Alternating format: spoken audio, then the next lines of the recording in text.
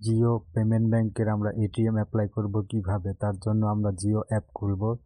Jio app খোলার পরে আমাদের জিও অ্যাপ থেকেই এটিএম অ্যাপ্লাই করতে লাগবে। তারপরে নিচে দেখো ব্যাংকিং লেখা আছে বা উপরে ব্যাংকিং লেখা আছে।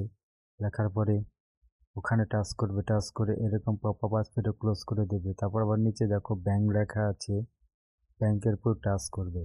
ব্যাংকের উপর টাচ করার সঙ্গে সঙ্গেই পরবর্তী স্টেপটা চলে আসবে। পরবর্তী স্টেপে যাওয়ার আগে আমি নিচে একটা দেখাচ্ছি এটিএম অ্যাপ্লাই করব কিভাবে। তোমরা ফিজিক্যাল এটিএম অ্যাপ্লাই করতে পারো, ভার্টিক্যাল এটিএম অ্যাপ্লাই করতে পারো।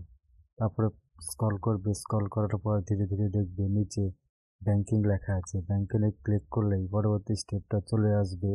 এখান থেকে এটিএম অ্যাপ্লাই করো। এখানে আমি পাসওয়ার্ড দিয়ে দিলাম, পাসওয়ার্ড দিয়ে আমি আমার ব্যাংকিংটা চালু করলাম। তারপরে দেখো নিচে একটু স্ক্রল করবে, স্ক্রল করলে অনেক ধরনের এটিএম দেখবে। এখানে নিচে লেখা আছে ম্যানেজ ইউর মানি, এখান থেকে আমি মানি ম্যানেজ করতে পারবো।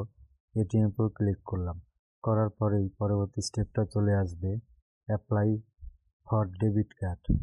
এই অ্যাপ্লাই ফর ডেবিট কার্ডে ক্লিক করবে। এটা আমার ভার্টিক্যাল অ্যাকাউন্ট বা ভার্টিক্যাল এটিএম কার্ড দিয়ে দিয়েছে। ফিজিক্যাল এটিএম চাইলে আমি এখানে অ্যাপ্লাই করব। অ্যাপ্লাই আমি ক্লিক করার সঙ্গে সঙ্গেই পরবর্তী স্টেপটা চলে আসবে charge for vertical ATM 0। Vertical ATM চাইলে 1 টাকাও লাগবে না। আর তুমি যদি ফিজিক্যাল এটিএম চাও তাহলে 300 টাকা চার্জ কাটবে জিও পেমেন্ট ব্যাংকের পক্ষ থেকে। তুমি যদি টাকা দিয়ে নিতে চাও 300 টাকা দাম পড়বে এটিএম কার্ডটার খরচ আমার বানানো। তারপর প্রসেসে ক্লিক করবে।